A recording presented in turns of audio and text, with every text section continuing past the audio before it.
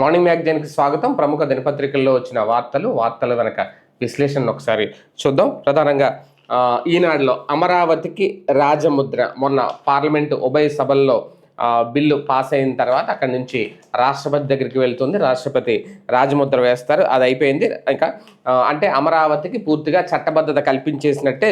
June 2 నుంచి 2024 June 2 నుంచి రాష్ట్ర రాజధాని హోదా. రాష్ట్రపతి ద్రౌపది ముర్ము సంతకంతో చట్టరూపం. గెజిట్ నోటిఫికేషన్ విడుదలైంది. ఆంధ్రప్రదేశ్ రాజధానిగా అమరావతి చట్టపరమైన గుర్తింపు పొందింది. 2024 నుంచి 24 జూన్ 2 నుంచి అమరావతికి రాష్ట్ర రాజధాని హోదా దక్కింది. ఇందుకు సంబంధించి ఆంధ్రప్రదేశ్ పునర్విభజన చట్టం 2014ను సవరిస్తూ కేంద్ర హోంశాఖ ప్రవేశపెట్టిన బిల్లును పార్లమెంట్లో ఉభయ సభలు ఈ నెల 1, 2 తేదీల్లో ఆమోదించిన సంగతి తెలిసిందే. ఈ నేపథ్యంలోనే అమరావతికి రాజముద్ర అయితే పడింది అనేది. అలాగే నెలలు, సంవత్సరాలు, దశాబ్దాలు గడుస్తున్నా సరే పల్లెను వేడని ఫ్లోరైడ్ భూతం. నిన్న నీటికి సంబంధించి నీటి సంఘాలకు సంబంధించి వీడియో కాన్ఫరెన్స్లో టెలికాన్ఫరెన్స్లో మాట్లాడారు కదా ముఖ్యమంత్రి చంద్రబాబు నాయుడు గారు.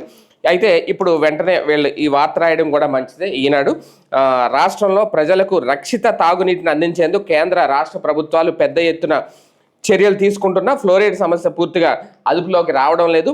జలజీవన్ మిషన్ ద్వారా ప్రభావిత ప్రాంతాల ప్రజలకు సురక్షిత నీటిని సరఫరా చేసి ఫ్లోరైడ్ ప్రాంతాల సంఖ్య తగ్గించినట్లు ప్రభుత్వ గణాంకాలు అయితే చెబుతున్నా గ్రామాల్లో మాత్రం బోరు నీరే ప్రజలకి ఆధారం అవుతుంది. మార్కాపురం, ప్రకాశం జిల్లాలో ప్రధానంగా ఫ్లోరైడ్తో చిన్నాభిన్నమైన అనేక కుటుంబాల దయనీయ పరిస్థితి కనిపించిందట. ఈనాడు పత్రిక రాసింది ఈ వార్త. ఉమ్మడి అనంతపురం, నెల్లూరు, కర్నూలు జిల్లాల్లో ఇలాగే ఉంది. కనిగిరి మండలంలో పరిమితికి మించి ఫ్లోరైడ్ ఉన్న పవర్ బోర్ నీటిని వినియోగించొద్దని అధికారులు వేసిన ఎరుపు రంగు మార్క్ ఒక బోరుకు సంబంధించి అది కూడా చూస్తున్నారు. ప్రధానంగా రాష్ట్రంలోని 7 ఉమ్మడి జిల్లాల్లో ఫ్లోరైడ్ ప్రభావిత ఆవాస ప్రాంతాలు ఉన్నాయి అనేది నెల్లూరు, అనంతపురం, కర్నూలు, ప్రకాశం, కడప, చిత్తూరు, గుంటూరు మొత్తం 341 ప్రాంతాలు ఉన్నాయి అనేది. అంటే ఇది చాలా మంచి వార్త అని చెప్పాలి. ఎందుకంటే ఒక పక్క నీటికి సంబంధించి ముఖ్యమంత్రి చంద్రబాబు నాయుడు గారు నీటి సంఘాలతో జల సంఘాలతో మాట్లాడుతున్న నేపథ్యంలో ఈ అంశం లేవనెత్తరు. ఎందుకంటే వార్తాపత్రికలు అంటే ఈనాడు ఇలాంటి వాటిల్లో ప్రజా సమస్యల్ని ప్రజల్లోకి తీసుకెళ్ళడం, ప్రభుత్వ దృష్టి తీసుకెళ్ళడంలో ఎప్పుడూ ముందుంటుంది అనేది మరొకసారి అయితే నిరూపించుకుందని చెప్పాలి. ఇలాంటి సమస్యలను ఖచ్చితంగా ఎత్తి చూపించాలి. అలాగే ఇక్కడే సీమ సస్యశ్యామలం, నదుల అనుసంధానంతో సీమ సస్యశ్యామలం. రానున్న గోదావరి పుష్కరాల కంటే ముందే పోలవరం ప్రాజెక్టు పూర్తి చేసి జాతికి అంకితం చేస్తామంటూ ముఖ్యమంత్రి చంద్రబాబు నాయుడు గారు తెలిపారు. గ్రావిటీ ద్వారా కృష్ణా డెల్టా, విశాఖపట్నానికి నీరు అందిస్తామన్నారు. వైసీపీ ప్రభుత్వం పోలవరంలో డయాఫ్రమ్ వాల్ను కూల్చేసిన ప్రాజెక్టును గోదావరిలో కలిపేసిందని, తాము 21 నెలల్లో కొత్త డయాఫ్రమ్ వాల్ నిర్మించామని అన్నారు బాబు. అనంతపురం జిల్లా యాడికిలో జరిగిన నీటి భద్రత, సాగునీటి సంఘాల బాధ్యత కార్యక్రమంలో ఆయన పాల్గొన్నారు. నీటి భద్రత, సాగునీటి సంఘాల బాధ్యత అనే యాప్ను ప్రారంభించారు. ఈ సందర్భంగా చంద్రబాబు మాట్లాడారు. గోదావరి నుంచి 200 టీఎంసీల నీటిని నాగార్జున సాగర్ ఆయకట్టుకు తీసుకెళ్లాలనేదే ఆయన ఆలోచన. అలా చేయడం ద్వారా శ్రీశైలంలో నీళ్ళన్నీ రాయలసీమకి ఇవ్వగలిగితే ఇక్కడ కరువు అనే మాట వినపడదు. శ్రీకాకుళంలో నీరు అధికమైతే అవి అనంతపురం రావాలి. వంశధార, నాగావళి, గోదావరి, కృష్ణా నదుల్ని అనుసంధానం చేస్తే ఇది సాధ్యమే. నా జీవితాశయం కూడా అదే అంటూ చంద్రబాబు వ్యాఖ్యలు చేశారు. ఏటా గోదావరి నుంచి 3000 టీఎంసీలు, కృష్ణా నుంచి 1500 టీఎంసీల నీరు సముద్రంలోకి వెళ్తుంది. అందులోంచి కనీసం 200-300 టీఎంసీలను రాయలసీమకు తరలించి అన్ని జలాశయాలను నింపుకోగలిగితే ఒక సంవత్సరం వర్షాలు కురవకపోయినా పెద్దగా ఇబ్బంది ఉండదనేది. ఇప్పుడు జల సంరక్షణకు 100 రోజుల కార్యాచరణ ప్రణాళిక ఏదైతే ఉందో అది. మొత్తానికి పోలవరం అయితే పుష్కరాలకి ముందే పూర్తి చేస్తాం అంటున్నారు. ఇప్పటికే గత ప్రభుత్వం కానీ వీళ్ళు కానీ చాలా డెడ్ లైన్లు ఇచ్చారు, పోలవరం పూర్తి చేస్తామని. మరి ఇదైనా పూర్తి అవుతుందేమో పుష్కరాలకు ముందే అనేది అయితే చూడాలి. ఇక 9 మంది పోలీసులకు ఉరి శిక్ష. కస్టడీలో తండ్రి కుమారుల మృతి కేసులో మదురై కోర్టు సంచలన తీర్పు. బాధిత కుటుంబానికి 1.04 కోట్లు చెల్లించాలని ఉత్తర్వులు జారీ. తమిళనాడులోని సాత్తానుకులంలో పోలీసు కస్టడీలో చెందిన కేసులో 9 మంది పోలీసులకు మదురై న్యాయస్థానం ఉరిశిక్ష విధించింది. 2020 కరోనా లాక్డౌన్ సమయంలో తుతుక్కుడి జిల్లా సాత్తానుకులంకి చెందిన జయరాజ్, ఆయన కుమారుడు ఫెనిక్స్ అనుమతించిన సమయం దాటిన సెల్ ఫోన్ దుకాణాన్ని తెరిచి ఉంచారు అంటూ పోలీసులు ఇద్దరిని స్టేషన్ తీసుకెళ్లారు. రాత్రంతా కొట్టడంతో తీవ్రంగా గాయపడ్డ వారిద్దరూ ఆసుపత్రిలో చికిత్స పొందుతూ మృతి చెందారు. ఈ ఘటన రాష్ట్ర వ్యాప్తంగా తీవ్ర కలకలం సృష్టించింది. మద్రాసు హైకోర్టు మదురై ధర్మాసనం ఈ కేసును సుమోటోగా విచారణకు తీసుకొని సిబిఐకి అప్పగించింది. దర్యాప్తు చేపట్టిన సిబిఐ అధికారులు ఇన్స్పెక్టర్ శ్రీధర్, ఎస్ఐలు Balakrishnan, Raghu Ganesh, Paldurai, head constable Murugan, constable Mutturaja, Challadurai, Thomas Francis, అలాగే వేయిల్మత్తు, సామిదురైలపై కేసు నమోదు చేశారు. వారిని అరెస్ట్ చేసి మదురై సెంట్రల్ జైలు తరలించారు. 5 ఏళ్లుగా ఈ కేసు విచారణ మదురై జిల్లా మొదటి సెషన్ కోర్టులో జరుగుతుంది. నిందితుల్లో ఒకరైన ఎస్ఏ పాల్దురై అనారోగ్యంతో మృతి చెందారు. మిగిలిన 9 మందిని దోషులుగా గుర్తిస్తూ గత నెల 23న కోర్టు తీర్పు ఇచ్చింది. జడ్జి ముత్తుకుమారన్ సోమవారం దోషులకు శిక్షలను ప్రకటించారు. మరి ఇది నిజంగా ఒక సంచలన తీర్పు అని చెప్పాలి. ఎందుకంటే 9 మంది పోలీసులకు ఉరిశిక్ష అంటే ఆషామాషి వ్యవహారం కాదు. నిజంగా ఇప్పటికైనా మారతారా చాలా మంది అనేది, ఎందుకంటే కొన్ని విషయాల్లో పోలీసులు కూడా కఠినంగా వ్యవహరిస్తూ ఉంటారు. అటువంటి వాళ్ళకి ఈ తీర్పు అనేది ఒక హెచ్చరికగా చూడాలి. అలాగే గూగుల్ డేటా సెంటర్కు శంకుస్థాపన 28వ తేదీన ముఖ్యమంత్రి చంద్రబాబు చేతుల మీదుగా భూమి పూజ. టెక్ దిగ్గజ సంస్థ గూగుల్ విశాఖపట్నంలో డేటా సెంటర్ను ఈ నెల 28వ తేదీన ముఖ్యమంత్రి చంద్రబాబు చేతుల మీదుగా శంకుస్థాపన నిర్వహించబోతున్నారు. ఈ కార్యక్రమానికి గూగుల్ క్లౌడ్ సీఈఓ థామస్ కురియన్తో పాటు సంస్థకు చెందిన పలువురు ప్రముఖులు కూడా హాజరవుతారు అనేది ప్రభుత్వానికి సమాచారం అయితే అందిందట. విశాఖపట్నం జిల్లాలోని అడవివరం, అలాగే తుర్లువాడ, అంటే ముందు నుంచి చెప్తున్నారు డేటా సెంటర్ విశాఖపట్నంలో ఏర్పాటు చేస్తారు అనేది. మొత్తానికి అనకాపల్లి జిల్లా రాంబిల్లి ప్రాంతంలో 1000 మెగావాట్లు, గిగావాట్ అంటే 1 గిగావాట్ అంటే 1000 మెగావాట్లు సామర్థ్యం ఉన్న 3 డేటా సెంటర్లు గూగుల్ సంస్థ ఏర్పాటు చేయబోతుంది. వీటిని 2028 జూలై నాటికి పూర్తి చేసి కార్యకలాపాలు ప్రారంభించాలని భావిస్తుంది. దీని ద్వారా గూగుల్ 1.35 లక్షల కోట్ల పెట్టుబడి కూడా పెట్టబోతోంది. దేశానికి వచ్చిన అతిపెద్ద విదేశీ పెట్టుబడి ఇదే కావడం విశేషం. నిజంగా ఇప్పుడు 28ని మొదలు పెడుతున్నారు శంకుస్థాపన, 2028కి పూర్తి చేస్తామంటున్నారు. అదే కనుక జరిగితే దాని ద్వారా ఎంతమందికి ఉపాధి అవకాశాలు లభిస్తాయి అనేది కూడా వేచి చూడాల్సిన అంశం. ఇక వేసవిలో వాన బీభత్సం, పలు జిల్లాల్లో పిడుగుపాట్లకు 9 మంది మృతి. నిజంగా ఇది ఎవరో ఊహించడం. ఒక పక్క వేడి ఒక్కపోత, మరో పక్క వర్షాలు, మళ్ళీ ఇందులో ఈ వర్ష బీభత్సానికి పిడుగులు పడి 9 మంది మృతి చెందడం. హనుమాన్ జంక్షన్ అకాల వర్షం సోమవారం రాష్ట్రంలోని పలు జిల్లాల్లో బీభత్సం సృష్టించింది. కొన్ని చోట్ల పిడుగులు పడి మొత్తంగా 9 మంది చనిపోయారు. మరికొన్ని చోట్ల తీవ్ర గాలులు, చెట్లు నేల కొరిగాయి, రహదారులు జలమయమయ్యాయి. వర్షం కారణంగా ఏలూరు జిల్లా వ్యాప్తంగా సోమవారం సాయంత్రం విద్యుత్ సరఫరా కూడా నిలిచిపోయింది. గాలులు ఉరుములతో కూడిన వర్షానికి పలు చోట్ల చెట్లు కూడా నేల కొరిగాయి, హోర్డింగ్లు కూడా కుప్పకూలాయి. మొత్తం దాదాపుగా 9 మంది అయితే ఈ పిడుగుపాటుకి మృతి చెందారు. ఈ వాన బీభత్సం ఇంకా కంటిన్యూ అయ్యే అవకాశం ఉంది అనేది కూడా వాతావరణ శాఖ అధికారులు చెబుతున్నమాట. అలాగే ఈ ఫ్లోరైడ్ గురించి కూడా లోపల పేజీలో రాశారు.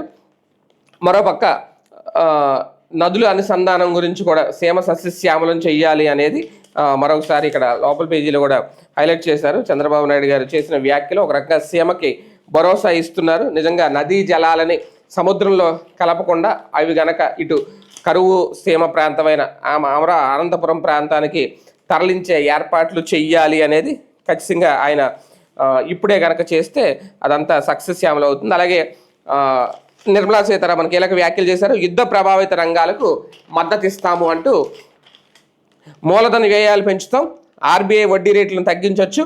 ఆర్థిక మంత్రి నిర్మలా సీతారామన్ కీలక వ్యాఖ్యలు. పశ్చిమాసియా సంక్షోభంతో దేశీయంగా ప్రభావితమైన రంగాలకు మద్దతు ఇవ్వడానికి, మూలధన వ్యయాలను పెంచడానికి ప్రభుత్వానికి తగినంత ద్రవ్యపరమైన వెసులుబాటు ఉందని కేంద్ర ఆర్థిక మంత్రి నిర్మలా సీతారామన్ వెల్లడించారు. యుద్ధం వల్ల తలెత్తుతున్న పరిస్థితిని ఎదుర్కోవడానికి రిజర్వ్ బ్యాంక్ ఆఫ్ ఇండియా వడ్డీ రేట్లు మరింత తగ్గించేందుకు వీలుందనే అభిప్రాయాన్ని కూడా వ్యక్తం చేశారు. ఆర్థిక వ్యవస్థ దెబ్బతిన్నకుండా మెరుగైన విధానాలు అనుసరించిన ఫలితం ఇప్పుడు కలిసి వస్తుందన్నారు. అధిక అప్పులు, భారీ ద్రవ్యలోటు కలిగిన అనేక దేశాలు ప్రస్తుత సంక్షోభ సమయంలో ఇబ్బంది పెడుతున్నాయని national institute of public finance and policy కార్యక్రమంలో మంత్రి వివరించారు. దశాబ్ద కాలంగా ద్రవ్య క్రమశిక్షణ పాటించినందునే ముడి చమురు ధర 50% పెరిగిన మన దేశంలో డీజిల్, పెట్రోల్ రిటైల్ ధరలు పెంచలేదని, కీలక పెట్రో ఉత్పత్తులకు దేశీయ టారిఫ్ ప్రాంతంలో పనిచేసే ప్రత్యేక ఆర్థిక మండళ్లు నిర్దిష్ట మినహాయింపులు ఇచ్చినట్లు కూడా వివరించారు. మార్చి 26న పెట్రోల్, డీజిల్పై లీటర్కు 10 రూపాయల చొప్పున ఎక్సైజ్ సుంకాన్ని ప్రభుత్వం తగ్గించడానికి కూడా గుర్తు చేశారు. ఇది నిజమే, కానీ రాష్ట్ర సుంకాలు కూడా తగ్గిస్తే, రాష్ట్ర పన్నులు కూడా తగ్గిస్తే రాష్ట్రాల్లో పెట్రోల్, డీజిల్ రేట్లు తగ్గుతాయి. రాష్ట్రాలు కూడా కొన్ని సెస్లు వేస్తూ ఉంటాయి, కానీ దాన్ని తగ్గించరు. ఇప్పుడు మన పరిస్థితి అయితే అదే, ఆంధ్రప్రదేశ్లో పరిస్థితి అయితే అదే. ఇక అమరావతికి సరికొత్త వెలుగులు. చట్టబద్ధతో పెట్టుబడిదారులకు భరోసా, కేంద్ర సహకారంతో మరింత జోరుగా పనులు. రాజధాని అమరావతి సాకారాన్ని కూటమి ప్రభుత్వం వడివడిగా అడుగులు వేస్తోంది. జగన్ ప్రభుత్వం దెబ్బతీసిన బ్రాండ్ ఇమేజ్ని పునరుద్ధరించి పెట్టుబడిదారుల విశ్వాసాన్ని పాదుకొల్పింది. అమరావతి చట్టబద్ధతో మరింత భరోసా కల్పించింది. ఈ బిల్లు పార్లమెంటు ఉభయ సభల్లో ఆమోదం పొందడంతో పాటు గెజిట్ కూడా విడుదలైంది. కేంద్రంలోను రాష్ట్రంలో ఒకే కూటమి అధికారంలో ఉండడంతో ఢిల్లీ నుంచి ఆశించిన మద్దతు అయితే అందుతుంది. రాజధాని ప్రాంతం నేడు జీవకళను సంతరించుకుంది. 20,000కు పైగా కార్మికులు అహోరాత్రులు శ్రమిస్తున్నారు. ప్రధాన రహదారులు, జలాశయాలు, కాలవలు పనులు జోరందుకున్నాయి. ఎమ్మెల్సీలు, ఎమ్మెల్యేలు, సివిల్ సర్వెంట్లు, గెజిటెడ్ అధికారులు, ఎన్జిఓలు, 4వ తరగతి ఉద్యోగులు, అపార్ట్మెంట్ టవర్లు, న్యాయమూర్తులు, మంత్రులు, ఉన్నతాధికారుల బంగ్లాలు నిర్మాణాలు వేగంగా అయితే జరుగుతున్నాయి.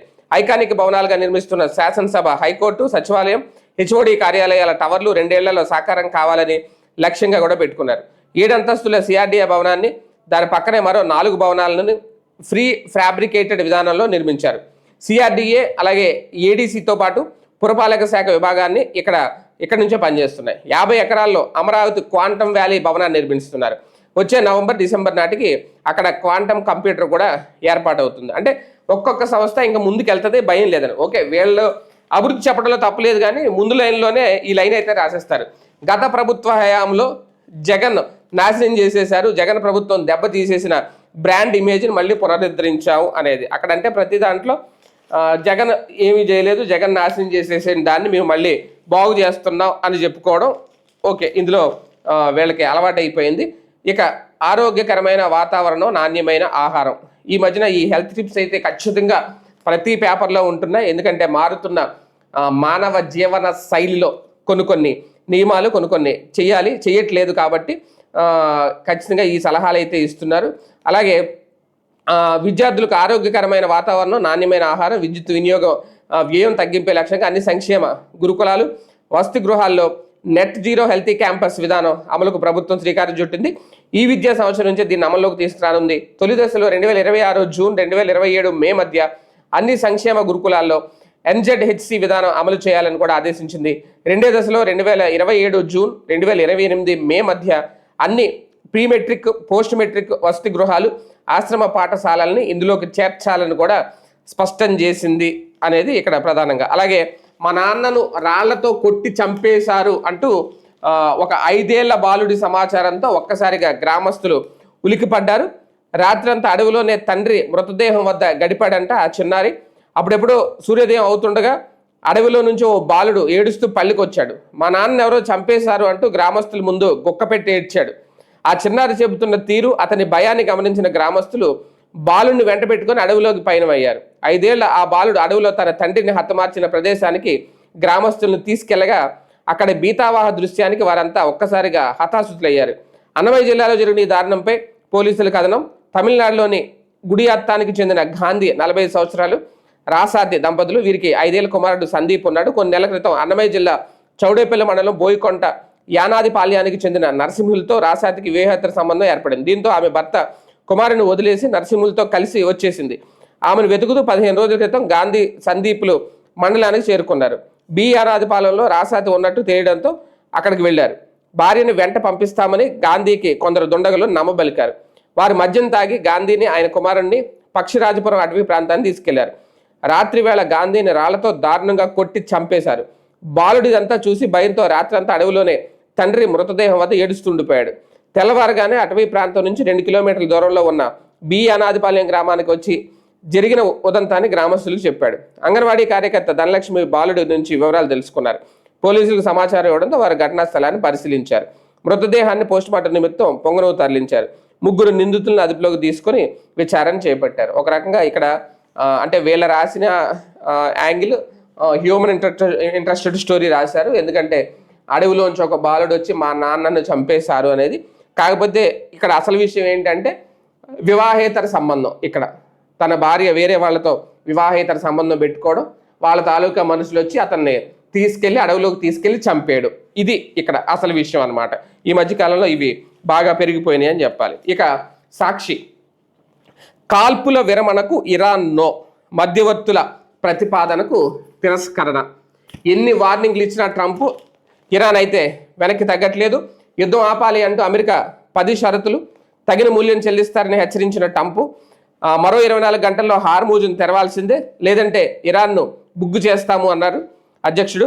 భారీగా JASSM క్షిపణులు మోహరింపు, ఇరాన్పై దాడులతో విరుచుకుపడ్డ ఇజ్రాయెల్. IRGC నిఘా సారథి కుడ్స్ ఫోర్స్ నేత హతం. ఇరాన్లో 30 మంది, ఇజ్రాయెల్లో 4 మృతి. సౌత్ పార్స్ క్షేత్రంపై మరోసారి బాంబుల వర్షం. అంటే ఇక్కడ ట్రంప్ ఒక పక్క హెచ్చరికలు చేస్తున్నారు, అదే నేపథ్యంలో ఇరాన్ వెనక్కి తగ్గట్లేదు. ఈ నేపథ్యంలోనే ట్రంప్ మీద మీమ్స్ కూడా. ఇక సమాధానాలు చెప్పలేకే ఎదురుదాడి అంటూ ఇక్కడ కథనం. రాజధాని విషయంలో రాజధాని ముసుగులో చంద్రబాబు సర్కార్ అవినీతి అక్రమాలపై మాజీ సీఎం జగన్ సూటి ప్రశ్నలు. రోడ్లు, డ్రైనేజీ, తాగునీరు, విద్యుత్కే 2 లక్షల కోట్లు ఖర్చు చేస్తే మిగతా ప్రాంతాల అభివృద్ధి మాట ఏంటి? 7 ఏళ్ళు మీరే ముఖ్యమంత్రిగా ఉండి భూములు ఇచ్చిన రైతులకు కనీసం ఫ్లాట్లు ఎందుకు ఇవ్వలేదు బాబు? సెల్ఫ్ ఫైనాన్సింగ్ ప్రాజెక్ట్ అయితే అమరావతి కోసం ఇప్పటికే 47,387 కోట్లు అప్పు ఎందుకు చేసినట్లు? బట్టలను నొక్కడం పెద్ద విషయం కాదన్న బాబు ఇప్పుడు ఉద్యోగులకు జీతాలు ఎందుకు ఇవ్వలేకపోతున్నారు? వైఎస్ జగన్ ప్రశ్నలకు జవాబు చెక్కలేక సీఎం చంద్రబాబు నుంచి మంత్రుల వరకు ఎదురుదాడి. ప్లాన్ ఏ నచ్చకపోతే ప్లాన్ బి మామూలుగా అమలు చేయాలంటూ వైఎస్ జగన్ చేసిన ప్రతిపాదనకు అన్ని వర్గాల నుంచి సానుకూల స్పందనట. వీళ్ళు ఇలాగే రాసుకుంటారు సాక్షి కాబట్టి. అమరావతి పేరుతో భ్రమలు కల్పిస్తూ బాబు సర్కార్ యథేచ్ఛగా సాగిస్తున్న దోపిడీపై ప్రజల పెద్ద ఎత్తున చర్చ. దాంతో వైఎస్ జగన్ వ్యక్తిత్వాన్ని హననం చేస్తూ ఎల్లో మీడియాలో కలిసి టీడీపీ నేతలు డైవర్షన్ పాలిటిక్స్. వైఎస్ జగన్ ప్రతిపాదించిన రాజధాని కారిడార్ మావిగన్ ఆచరణాత్మకం మేలు చేస్తుందని అంతటా చర్చ. హైవే, అంతర్జాతీయ విమానాశ్రయం, పోర్టు లాంటివి ఉన్నందున రాష్ట్రానికి గ్రోత్ ఇంజన్గా మారుతోంది అంటున్న పరిశీలకులు. కాకపోతే ఏంటంటే 7 ఏళ్ళుగా ఎందుకు చేయలేదు, 7 ఏళ్ళుగా అప్పుడు 5 ఏళ్ళు ఇప్పుడు 2 ఏళ్ళు భూములు ఎందుకు ఇవ్వలేదు, 7 ఏళ్ళుగా రాజధాని ఎందుకు చేయలేదు, ఇవన్నీ బాగానే ప్రశ్నిస్తున్నారు. వీళ్ళు కూడా 5 ఏళ్ళు ఉండి మరి ఎందుకు ఈ మావిగన్ ఎంత అద్భుతం అయితే అప్పుడే ప్రకటించవచ్చు కదా జగన్మోహన్ రెడ్డి గారు, అప్పుడు ఎందుకు ప్రకటించలేదో అప్పుడు మాట్లాడరు. ఇప్పుడు ఒక పక్క చట్టబద్ధత వచ్చేసింది, చేసేసారు, వాళ్ళకి పేరు వచ్చేస్తుందని చెప్పి వీళ్ళ పొలిటికల్ డ్రామా ఆడుతున్నారా, లేదంటే వీళ్ళ అనవసరంగా మావిగన్ అనే పేరెత్తి నవ్వులు పాలవుతున్నారా జగన్ అనేది కూడా ఒకసారి ఆలోచించుకోవాలి. కాకపోతే ఏంటంటే కొన్ని ప్రశ్నలు అయితే సంధిస్తున్నారు. ఇది సాక్షి పేపర్ చదివిన వాళ్ళు మాత్రం ఈ ప్రశ్నలు చదువుతారు, ఇంకెవరో పెద్దగా పట్టించుకోరు.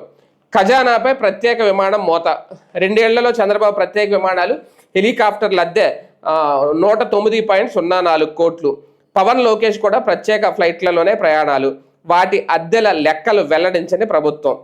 కాకపోతే ఇవన్నీ ఏంటంటే దీని గురించి సాక్షిలోనే రాస్తారు వీళ్ళు. ఒకప్పుడు జగన్మోహన్ రెడ్డి ఆ ఫ్లైట్లకి ఎంత ఖర్చు పెట్టాడు, ఈ విమానాలకు ఎంత ఖర్చు పెట్టాడు అని వాళ్ళు ఎలాగైతే రాశారో జగన్ ముఖ్యమంత్రిగా ఉన్నప్పుడు, ఇప్పుడు ఈయన బాబు గారు, పవన్ కళ్యాణ్ గారు, లోకేష్ గారు తిరుగుతున్నారని వీళ్ళు రాస్తారు. కాకపోతే ఇవన్నీ ప్రజలకు అనవసరం. ఎందుకంటే ఒక ముఖ్యమంత్రి ఎవరైనా సరే విమానాల్లో తిరగకపోతే రోడ్డు మీద కారులోనో లేదంటే ఆటోల్లోనో తిరుగుతారా? విమానాల్లోనే తిరుగుతారు. విమానాలు ఖచ్చితంగా అది ఖర్చులు అవుతాయి, తప్పదు. ఇంకా అవన్నీ భూతద్దంలో చూసి రాసుకుని అది కూడా పెద్ద ఏదో నేరంలా చేస్తే ప్రజల్లో విశ్వసనీయత అయితే కోల్పోతారు. ఇటువంటి ఇంకా ఎంత తగ్గించుకుంటే అంత మంచిది. కాకపోతే ఒకప్పుడు మనం అధికారంలో ఉన్నప్పుడు ఎదురుదాడి చేశారు కాబట్టి ఇప్పుడు మనం కూడా చేయాలి అన్నట్టుగా సాక్షిలో వార్తలు అయితే కొన్ని అలాగే ఉంటాయి, తప్పదు. మండుటెండ జోరువాన, ఇటు బాణుడి బగబగ, అటు వరుణుడి కరుణ. రాష్ట్రంలో భిన్నమైన వాతావరణం. వచ్చే 2 రోజుల్లో కూడా ఇదే పరిస్థితి ఉంటుందట. రాష్ట్రంలో సోమవారం భిన్నమైన వాతావరణం నెలకొంది. కొన్ని చోట్ల బాణుడి ప్రతాపం చొప్పుగా కొన్ని ప్రాంతాల్లో జోరువాన ఉపశమనం కలిగించింది.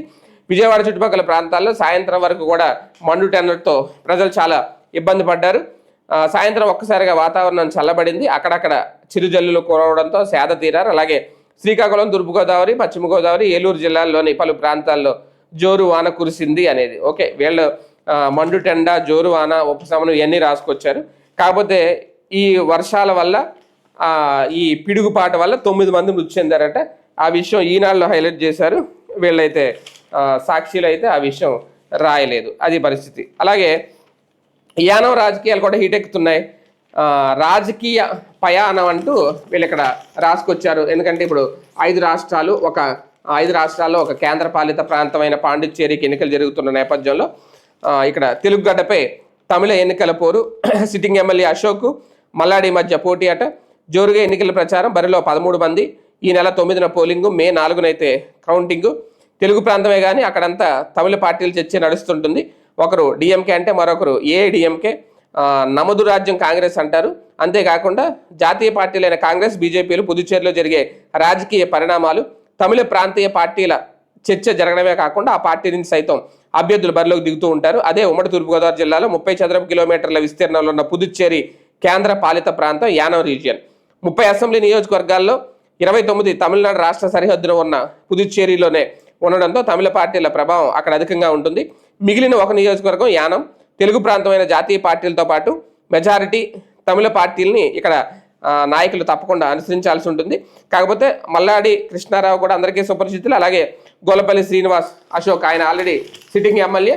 లేదు ఈసారి ఖచ్చితంగా మల్లాడే గెలుస్తారు అని చెప్పి ఆయన కూడా నేను గెలిచి తీరుతానని తొడగొట్టి మరీ చెప్తున్నాడు. ఓ పక్క సిట్టింగ్ ఎమ్మెల్యేకి మళ్ళీ అవకాశం వస్తుంది అనేది. ఏది ఏమైనా యానం పాలిటిక్స్ అయితే కాస్తంత హీట్ పెంచాయి ఈ 5 రాష్ట్రాల్లో. మరి ఎవరు గెలుస్తారు, ఎవరి ఓటమి పాలవుతారు అనేది ఇంకా మే 4న తెలుస్తుంది. అలాగే సోషల్ మీడియాకి సంబంధించి రీల్ కూడా వార్తే. ఇక్కడ రీల్ కూడా వార్తే అంటూ ఒక వార్త రాసుకొచ్చింది సాక్షి. వార్తలు, రాజకీయ సంబంధ అభిప్రాయాలను సోషల్ మీడియా వేదికగా పంచుకుంటున్నారా? రానున్న రోజుల్లో కాస్త జాగ్రత్తగా వ్యవహరించాల్సిందే. ఐటీ నిబంధనలు 2021కి కేంద్ర ఎలక్ట్రానిక్ సమాచార సాంకేతికత మంత్రిత్వ శాఖ కొన్ని సవరణలను ప్రతిపాదించింది. ఇవి కార్యరూపంలోకి వస్తే యూట్యూబర్లు, సోషల్ మీడియా ఇన్ఫ్లుయెన్సర్లు కూడా ప్రచురణకర్తలుగా పరిగణిస్తారు. అంటే వారు పోస్ట్ చేసే ప్రతి విషయంపై కూడా ప్రభుత్వ నిఘా బాధ్యత పెరుగుతుంది. వార్తలు, రాజకీయ సంబంధ పోస్టులను పంచుకునే యూట్యూబర్లు, ఇన్ఫ్లుయెన్సర్లను ఇప్పటివరకు ప్రభుత్వ వార్తా సంస్థలుగా గుర్తించలేదు. దీనివల్ల టీవీ ఛానళ్లకు ఉండే కఠిన నిబంధనలు వీరికి ఉండేవి కావు. ప్రతిపాదిత కొత్త సవరణల ప్రకారం ఏదైనా కంటెంట్ను తప్పు అని ప్రభుత్వం భావిస్తే దాన్ని వెంటనే తొలగించే అధికారం ప్రభుత్వానికి పెరుగుతోంది. అంటే సోషల్ మీడియాలో పోస్ట్ చేసేటప్పుడు క్రియేటర్లు మరింత జాగ్రత్తగా ఉండాలి. లేదు అంటే చట్టపరమైన చర్యలు ఎదుర్కోవాల్సి వస్తుంది. సమాచార సాంకేతికత మధ్యవర్తిత్వ మార్గదర్శకాలు, డిజిటల్ మీడియా నైతిక నియమావళి 2వ సవరణ నిబంధనలు 2026 కోసం కేంద్ర ఎలక్ట్రానిక్స్ సమాచార సాంకేతిక మంత్రిత్వ శాఖ ఒక ముసాయిదాన్ని విడుదల చేసింది. దీనిపై ఏప్రిల్ 14 వరకు ప్రజల అభిప్రాయం కోరింది. సురక్షితమైన ఇంటర్నెట్ను నిర్మించడమే దీని లక్ష్యంగా ప్రభుత్వం చెబుతోంది. విమర్శకులు మాత్రం ఇది సామాన్యుల డిజిటల్ వాక్ స్వాతంత్రంపై ప్రభుత్వానికి అపరిమితమైన కొత్త అధికారాలు కట్టబెడుతుందని ఆందోళన వ్యక్తం చేస్తున్నారు. ఇంటర్నెట్ ఫ్రీడమ్ ఫౌండేషన్ ఈ ముసాయిదా నిబంధనలను డిజిటల్ నియంతృత్వంగా అభివర్ణించింది. అయితే ఎవరు ఈ పరిధిలోకి వస్తారు?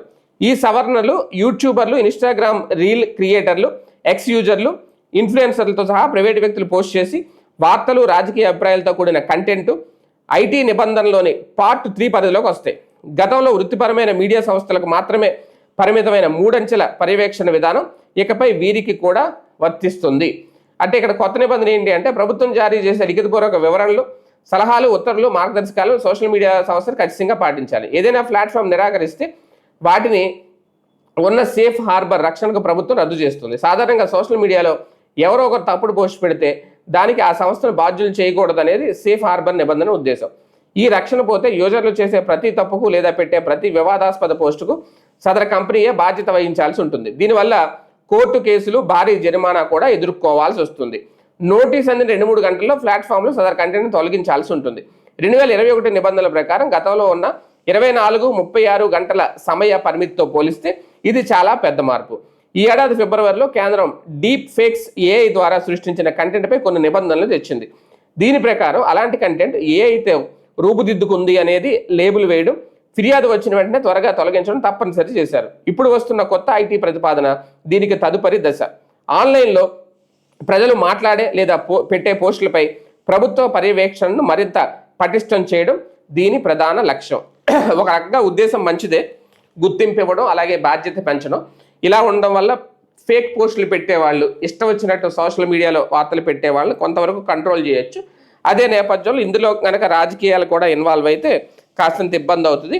అలాగే వీటిని కూడా వార్తా సంస్థలుగా గుర్తిస్తే ఇప్పుడు వార్తా సంస్థలకి ఇచ్చే ప్రివిలేజెస్ ఏవైతే ఉన్నాయో అక్రిడేషన్స్ లాంటివి అవి వీళ్ళకు కూడా ఇస్తారా, దానికి సంబంధించి కూడా ఏమన్నా ప్రామాణికాలు ఉంటాయా, అది కూడా చెప్తే బెటర్ ఏమో. అలాగే ఉద్యోగం ఎలా చేస్తావో చూస్తాం, చెప్పినట్లు వింటే వినండి, లేదంటే వెళ్ళిపోండి. దళిత మహిళా తహసీల్దారుల పట్ల టీడీపీ నేతలు దౌర్జన్యమట. ఎక్కడిది? ఎన్టీఆర్ జిల్లా గంపలగూడెంలో కార్యాలయంలోకి రానివ్వకుండా అడ్డుకున్నారట. తాము చెప్పినట్లు పనిచేయకపోతే తీవ్ర పరిణామాలు ఎదురవుతాయని పార్లమెంటు ముఖ్య నేతను కాదని ఎలా ఉద్యోగం చేస్తావో చూస్తానంటూ గంపలగూడెం తహసీల్దార్ రాజ్కుమార్ని టీడీపీ నాయకులు బెదిరించారు. కార్యాలయం లోపలికి వెళ్ళనివ్వకుండా బయటే అడ్డుకొని వీరంగం సృష్టించారు. తమ మాట విన్నప్పుడు ఇక్కడ పని చేయడానికి వీలు లేదు అంటూ తేల్చి చెప్పారు. లోపల ఉన్న సిబ్బంది బయటికి రాకుండా తలుపులు వేసి మరీ దౌర్జన్యంగా కొనసాగించారు. ఉద్యోగ వర్గాలను తీవ్ర భయాందోళనకు గురి చేసి ఈ ఘటన వివరాలు ఎన్టీఆర్ జిల్లా గంపలగూడెం మండలం తహసీల్దార్ కార్యాలయానికి ఉదయం 10:30 సమయంలో తెలుగు రైతు జిల్లా అధ్యక్షుడు చెరుకు రాజేశ్వరరావు, గంపలగూడెం మండలం టీడీపీ అధ్యక్షుడు మానుకొండ రామకృష్ణ, తిరువూరు వ్యవసాయ market committee chairman Regela Lakshmi Anitha భర్త వీరారెడ్డి ఆధ్వర్యంలో 10 మందికి పైగా కార్యకర్తలు వచ్చారు. గట్టిగా కేకలు వేస్తూ తహసీల్దార్ రాజ్కుమార్ వచ్చారా అంటూ హంగామా సృష్టించారు. ఆమె ఇంకా విధులకు రాలేదని సిబ్బంది చెప్పడంతో కార్యాలయంలోంచి వారెవరూ బయటికి రాకుండా తలుపులు వేసి బంధించారు. ఇంతలో కార్యాలయం వద్దకు చేరుకున్న తహసీల్దార్ రాజ్కుమార్ లోపలికి వెళ్లేందుకు ప్రయత్నించక అడ్డుకున్నారు. ఆమెతో తీవ్ర వాగ్వాదాన్ని దిగారు. తీవ్ర పదజాలంతో దూషిస్తూ తాము చెప్పిన పనులు చేయకపోతే తీవ్ర పరిణామాలు ఎదురవుతాయని హెచ్చరించారు. లోపలికి వెళ్లి కూర్చొని మాట్లాడదామని తహసీల్దార్ కోరినా వినిపించుకోకుండా రెచ్చిపోయారు. గంపలగూడెంలో ఉద్యోగం ఎలా చేస్తావో చూస్తానంటూ బహిరంగంగా హెచ్చరించారట. మాకు అనుకూలంగా పనిచేయని అధికారం మాకొద్దు, చెప్పినట్లు వినండి, లేదంటే వెళ్ళిపోండి. భూముల రీసర్వేలో మేము చెప్పినట్లు నడుచుకోనప్పుడు ఇక్కడ మీరు ఉద్యోగం చేయనక్కర్లేదు, మీరు లోపలికి వెళ్ళడానికి వీలు లేదు, మేము ఏ పని చెప్పినా మీరు చేయడం లేదు, మేము చెప్పినట్లు సర్వే చేయడానికి మీకు వచ్చిన ఇబ్బంది ఏంటి, మిమ్మల్ని కార్యాలయంలోకి వెళ్ళనీయబోమంటూ టీడీపీ నేతలు తహసీల్దార్పై విరుచుకుపడ్డారట. కార్యాలయం లోపలికి వెళ్ళి కూర్చొని మీ సమస్య గురించి వివరంగా మాట్లాడుకుందామని తహసీల్దార్ వారికి సర్ది చెప్పే ప్రయత్నం చేసినా వినిపించుకోకుండా ఇష్టానుసారం మాట్లాడారట. సుమారు గంట సేపు 11:30 వరకు ఆమెను కార్యాలయం బయట నిలబెట్టి బెదిరించారంటే పరిస్థితి ఎంత భయానకరంగా ఉందో అనేది. మరి ఇటువంటి అయితే చంద్రబాబు నాయుడు గారు కానీ, లేదంటే లోకేష్ గారు కానీ, పవన్ కళ్యాణ్ గారు కానీ యాక్సెప్ట్ చేయరు, స్వాగతించరు. మరి వాళ్ళ దృష్టి వరకు వెళ్ళిందో లేదో చూడాలి. ఇక ఆంధ్రజ్యోతి కోస్తాలో పిడుగుల బీభత్సం అనేది కూడా ఇక్కడ హైలైట్ చేశారు. అలాగే రాష్ట్రానికి మరిన్ని హెచ్పివి వ్యాక్సిన్లు, అలాగే కొత్తగా 96 కోట్లట ఏర్పాటుకు రాష్ట్ర ప్రభుత్వ అనుమతి, 1730 మంది నూతన సిబ్బంది కూడా ఉత్తర్వులు జారీ చేసిన న్యాయశాఖ. అలాగే ఇక్కడ కూడా అమరావతి గెజిట్కి సంబంధించి అమరావతి రాజధాని చట్టబద్ధ రక్షణ ప్రక్రియ సంపూర్ణమైపోయింది. అలాగే ట్రంప్ వ్యాఖ్యలు కూడా ఇక్కడ హైలైట్ చేశారు. ఒక్క రోజులో ఇరాన్ అంతం, ఆ దేశాన్ని ఒక్క రాత్రిలో ఆక్రమించుకోగలం, ఆ పని నేటి రాత్రికే జరగచ్చు అట. ఇదొక హెచ్చరిక. మరి ఈ మధ్యన ఆయన రోజు హెచ్చరికలు చేస్తూనే ఉన్నారు. యుద్ధం ఆగుతుందో లేదో, యుద్ధం వల్ల సామాన్యులు కూడా ఇబ్బంది పడుతున్నారు, అది ఎంతవరకు సెట్ అవుతుంది చూడాలి. అలాగే ఇక వేగంగా విముక్తి 22A కలెక్టర్ అధికారాల వికేంద్రీకరణ, ఇక్కడ ఇది కూడా హైలైట్ చేశారు ఆంధ్రజ్యోతి పత్రికలో. అలాగే గూగుల్ డేటా సెంటర్కి 28వ శంకుస్థాపన, 9 మంది పోలీసులకి మరణ శిక్ష ఖరారు చేసిన అంశాన్ని కూడా ఇక్కడ హైలైట్ చేశారు ప్రధానంగా. అలాగే 2 రాష్ట్రాల్లో గాలి మార్పు, ఇప్పుడు 5 రాష్ట్రాల ఎన్నికలు జరుగుతున్న నేపథ్యంలో 2 రాష్ట్రాల్లో అయితే కాస్తంత భిన్నంగా ఉందట, గాలి మారిందట. ఆ వార్తను అయితే హైలైట్ చేశారు. తమిళనాట ఎన్డీఏ, కేరళలో యూడిఎఫ్ విజయం, అలాగే అస్సాంలో బీజేపీ హ్యాట్రిక్ ఖాయం. 4 రాష్ట్రాల అసెంబ్లీ ఎన్నికల్లో 2 రాష్ట్రాల్లో ప్రభుత్వాలు మారే అవకాశం ఉందని మ్యాట్రిక్స్ సర్వే సంస్థ తెలిపింది. తమిళనాడులో అన్నాడీఎంకే సారథ్యంలోని ఎన్డీఏ, కేరళ కాంగ్రెస్ నేతృత్వంలోని యూడిఎఫ్ స్వల్ప ఆధిక్యంలో ఉన్నట్లు వెల్లడించింది. పశ్చిమ బెంగాల్లో పాలక టీఎంసీ, విపక్ష బీజేపీ మధ్య హోరాహోరీ నెలకొన్న సీఎం మమతా బెనర్జీ నేతృత్వంలోని టీఎంసీఏ స్వల్పంగా ముందంజలో ఉందట. అసోంలోని బీజేపీ నాయకత్వంలోని ఎన్డీఏ వరుసగా 3వసారి కూడా గెలిచి హ్యాట్రిక్ సృష్టిస్తుందని అంచనా. ఈ 4 రాష్ట్రాలపై తాజా సర్వే అంచనాల ఫలితాలను మ్యాట్రిక్స్ సోమవారం విడుదల చేసింది. బెంగాల్లో అయితే మాత్రం టీఎంకేకే, అలాగే తమిళనాడు డిఎంకే కూటమికి కాస్తంత కష్టకాలం ఉంది. అస్సాంలో మళ్ళీ ఎన్డీఏ, కేరళలో యూడిఎఫ్, కాంగ్రెస్ సారథ్యంలోని యూడిఎఫ్ 10 ఏళ్ల తర్వాత కేరళలో అధికారంలోకి రాబోతోంది అంటూ మ్యాట్రిక్స్ అంచనా వేస్తోంది. మ్యాట్రిక్స్ అనే ఒక సర్వే సంస్థ. ఈ కూటమి పాలక ఎల్డీఎఫ్ కంటే స్వల్ప ఆధిక్యంలో ఉందట. 2021 అసెంబ్లీ ఎన్నికల్లో 140 స్థానాలకు గాను ఎల్డీఎఫ్ 99 చోట్ల గెలిచింది. యూడీఎఫ్ 41 స్థానాలకే పరిమితమైంది. కేరళలో అధికారం చేపట్టడానికి మ్యాజిక్ మార్క్ 71. ఈసారి యూడీఎఫ్ కూటమికి 67 నుంచి 73 సీట్లు రావచ్చు. ఎల్డీఎఫ్ 62 నుంచి 68 సీట్లు కైవసం చేసుకునే అవకాశం ఉంది అనేది. అంటే మొత్తానికి ముందుగా ఒక అంచనా వేస్తున్న నేపథ్యంలో మారుతుంది. కొన్ని అక్కడ అంటే 2 అదనంగా వస్తాయా, లేదంటే టఫ్ ఫైట్ ఏమన్నా జరుగుద్దా ఏంటి అనేది అయితే మొత్తానికి ఇక్కడ చూడాల్సిన అంశం. మొత్తానికి ఈ 3 మొత్తం 5 రాష్ట్రాలు, ఒకటేమో కేంద్రపాలిత ప్రాంతం, మిగిలిన 4 రాష్ట్రాల్లో ఏం జరుగుద్ది అనేది ఇంకా మొత్తానికి ఎక్కడైనా మే 4వ తేదీ వరకు మాత్రం ఎదురు చూడాల్సిందే అందరూ కూడా. ఇక్కడ కోస్తాలో పిడుగులు బీభత్సం, అలాగే ఇక్కడ తూర్పుగోదావరి జిల్లా మండపేటలో ఒక యాక్సిడెంట్ జరిగింది, ఇద్దరు దంపతులు మృతి చెందారు, దాన్ని కూడా హైలైట్ చేశారు. అలాగే 3 రోజులు 33,000 తిరుమలలో క్యూ కట్టిన వాహనాలు, బస్సుల్లో వెళ్ళే భక్తులకు తెప్పలు. ఎందుకంటే తిరుమల అతిపెద్ద ఆధ్యాత్మిక పుణ్యక్షేత్రం కాబట్టి తిరుమల కొండకు వాహనాలు క్యూ కడుతున్నాయి. గడిచిన 3 రోజుల్లో దాదాపు 33,000 వాహనాలు తిరుమల చేరుకున్నాయి. చాలామంది భక్తులు సొంత వాహనాల్లోనే తిరుమలకు వస్తున్న క్రమంలో నిత్యం అలిపిరి చెక్ పాయింట్ వాహనాలతో కిక్కిరిసిపోతోంది. గరుడ సర్కిల్ నుంచి తనిఖీ కేంద్రం వరకు బంపర్ టు బంపర్ నెమ్మదిగా కదులుతూ కనిపిస్తున్నాయి. రోజు 10,000కు తగ్గకుండా వాహనాలు కొండెక్కుతున్నాయి. గత శుక్ర శని ఆదివారాల్లో 33,000 వాహనాలు భక్తులు తిరుమలకు చేరుకున్నారట. వారంతా మొత్తం అంటే వీకెండ్ ఎక్కువ ఉంటాయి, కానీ వీకెండ్ అనేది కూడా లేదు ఇక్కడ. వారాంతంతో సంబంధం లేకుండా సోమవారం కూడా అధిక వాహనాలతో అలిపిరి తనిఖీ కేంద్రం రద్దీగా మారిపోయింది. మరోవైపు వాహనాలు పెరిగిన క్రమంలో ఆర్టీసీ బస్సుల్లో వచ్చే భక్తులు కొంత ఇబ్బందులకు గురవుతున్నారు. బస్సులు ఒకదాని వెనక మరొకటి క్యూ కడుతున్నాయి. దీంతో తనిఖీల కోసం దిగి వెళ్లాలని బస్సు సిబ్బంది సూచిస్తున్నారు. దీంతో చాలామంది భక్తులు తీవ్ర ఎండలో చిన్నపిల్లలు లగేజీతో చెమటలు కక్కుతూ నడిచి వెళ్తున్నారు. వృద్ధులకు ఇబ్బందులైతే తప్పట్లేదు అనేది. మొత్తానికి ఆల్రెడీ అంటే సమ్మర్ ఎఫెక్టు, అలాగే సెలవుల ఎఫెక్టు, రద్దీ పెరిగిపోయింది. ముందు ఇంకా కూడా రద్దీ పెరిగే అవకాశం ఉంటుంది అనేది. ఇది ఇవాల్టి ప్రధాన పత్రికల్లోని వార్తలు, వాటి వెనక విశేషాలు. ఇది ఇవాల్టి మార్నింగ్ మ్యాగజైన్.